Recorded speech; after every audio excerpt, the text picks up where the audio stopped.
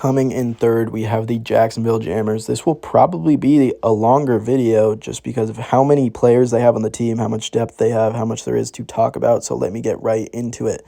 Went 10-7 last year. Huge turnaround from them. They ended up losing in the first round of the playoffs, but their run was pretty inspiring. Give them the Eagles as a player comparison. I just think it fits pretty well. Kind of came up short in the playoffs after having a pretty solid regular season. They like to run the ball a lot. There's a lot of things about those offenses that are similar, and they have a very, very good and, most importantly, deep defense. I think depth is a huge part of why I gave them that Eagles team comparison. Now, for MVP, I went with probably a slightly controversial pick. I went with Max Lilac. I just value the fact that he played both sides of the ball. When I think of most valuable, I definitely think of that versatility. Now, obviously, Offensive Player of the Year, Jaden Neptune, crazy offensive season. Just led the league in rushing touchdowns, up there with the passing stats. Now, Defensive Player of the Year, I give it to Chris Kazenik, who made the All-BFL first team, mainly because I think Max deserves it, but he's already MVP. Why not put a new face in there? And he was definitely deserving. I also think it can be noted that he was at every single game while Max missed a series. Now, moving on to those ratings, I gave them an offense and defensive rating of 92. Just feel like it's pretty fair. They were both up there. I feel like they're about neck and neck. Just very prolific offense, very lockdown defense. I think it just goes without saying that their overall is also a 92. But the big thing I want to note is they have a 94 coaching. I think it can definitely benefit to have someone there who's not in the game. Like a extra set of eyes can go a long way, because personally, when I was playing, and the reason that I am looking for a coach who isn't myself is because it's hard to focus on the success of an entire team while you're focusing on your own success. And I definitely think it goes a long way to winning games. Now, those ratings on the left side of your screen. I gave them an A at quarterback. Neptune's obviously their franchise QB, and he's very talented. I gave them a B- at running back just because outside of Neptune, their designed run game was not very good. Didn't see a lot of it because of what I'm going to talk about next. Wide receiver, they get A. Why would you run the ball a lot when you have these great pass catchers? You have Keaton Fox, had an amazing season, great at creating separation, so fast for his size. Max Lilac can go up and catch any pass that you throw to him. We saw it time and time again. And finally, Vinny Fredericks, who didn't even see any time on offense, really, but is so good. Crisp routes, sure-handed, pretty fast. I mean, overall, this wide receiver core is one of the best in the league. Tight end went with a B- just because we didn't really see much size on their offense. I think the Keaton Fox has the size, but I went and listed him as a wide receiver just because I feel like he doesn't play like a tight end, and also this isn't an offense that requires a lot of blocking. Now, on the defense, I gave them ratings of B+ on D-line, linebacker, and safety, just because I feel like they're not necessarily bad against the run, but they definitely struggled a little more to stop it. We saw that against Georgia. Now, and as well in week 1 against Tennessee. Now, I would give them an A at corner for 3 reasons. The same I listed earlier. Keaton Fox, Max Lilac, and Vinny Fredericks. And I think that they're even better at corner than they are at receiver, and that is because Vinny Fredericks and Max Lilac are better on defense than they are on offense. Now, let's move on to the ratings. Why not kick things off with the man in charge, Tyler Coleman? We're just going to ignore the defensive rating. I made these a while ago. I don't think he plans on playing this season. I think he's just going to be there as a coach. Now, as a coach, I would give him Dan Campbell as a comparison. I think that the play calling at time lacks, but the leadership doesn't and the dedication doesn't. Now, he's very good at scouting and recruiting. He assembled this team from the ground up. That dedication is always there. He's watching film all the time. He's drawing up plays all the time. He's coming to me saying, what do you think about this concept? And the motivation is there as well. He is just the leader of this team, and I think that's really all that needs to be said. Next up, the man just behind him, also a great coach.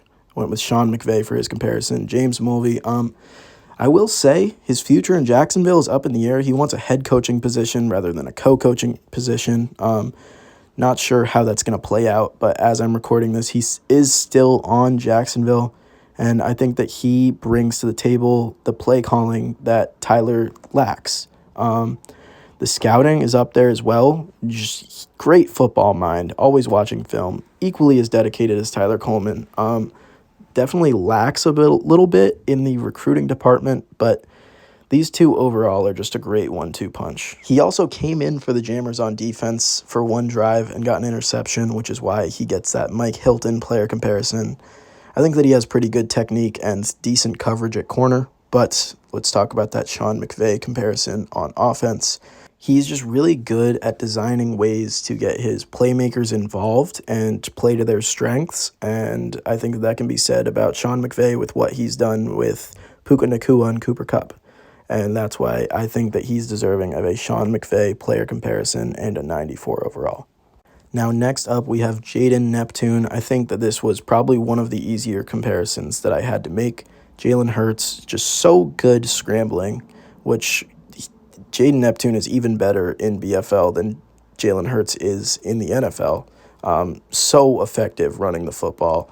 The only reason I did not give him Lamar Jackson is that he kind of lacks the downfield ability, the arm strength, and the accuracy downfield, but the short game is just so good, and he was a big part of why this Jacksonville team performed as well as they did. Now, on defense, I think that he has all the athleticism he needs to just play well on defense, but that's not this Jacksonville team's philosophy. They prefer to have guys playing one side of the ball, and I respect that, but I think that he could be a solid corner, which is why I went with a conservative 84 rating, but I gave him Joey Porter as a comparison just because I think that he has a lot of potential and could be a great corner in this league if he so desired. Moving on here, we have Max Lilac. Gave him 99 catching for obvious reasons. He's just so sure-handed. You can rely on him to catch pretty much anything. Gave him a Terry McLaurin player comparison just because I feel like the route running's definitely there and the catching's definitely there. It's just pretty well-rounded, definitely pretty under the radar. And on defense, I gave him Sauce Gardner. There's just, I think, no other player to give him. They both have great nicknames, Max being Superman, and just the only thing that really stands out is Sauce Gardner is not that good of a tackler. I gave him 97 tackling because he's just so good at tackling. But the main thing with Sauce Gardner is that great pass coverage and his build. I think that Max has a similar build and has equally good coverage. Next up, we have Keaton Fox. There are some rumors that he may not play this season, which would be definitely a shame. But on offense, I think he was super under the radar, which is why I gave him Mike Evans. Just super talented, super good at getting open down the field, super good in contested catch situations, really athletic and fast for his size. And then on defense, same kind of idea, super fast for his size. I mean, Tariq Woolen, obviously, 6'4", 4.3 speed, super athletic, and I think that can also be said for Keaton Fox here. Next up here, we have Vinny Fredericks, and on offense, I went with a Calvin Ridley player comparison. I think they're just really comparable in the way that they're both super well-rounded, very talented wide receivers who don't really stand out in any one department, but just are both really talented at the position. Now, he does really shine on defense. This is where he stands out to me. Great corner. Went with AJ Terrell as his player comparison. He just has really good coverage, and honestly, what I was not really expecting is he has really good technique on defense. Now, he does struggle against the jump ball receivers such as Ryan Beltran we saw in, I believe, week 2. But other than that, he just is locked down, and the fact that he is the second best corner on this team, some may say the third, is just mind-boggling. This corner room is so talented. Now, next up, we have Blake Edgington, and these next few players will just show why I think that this Jammers team has so much depth. Now, Blake is a safety. I classified him as that because he is pretty much a hybrid pass rusher and didn't play a lot of coverage, which is why I gave him a Jamal Adams player comparison. I mean, We know Jamal Adams, great run stopper, great box safety. Definitely lacks a little bit in the pass coverage department, but it's not really his game. And I think the same could be said about Blake. He can cover when asked to, but where he really shines is rushing the passer and stopping the run. Now, on offense, I went ahead and gave him Hunter Henry as a player comparison.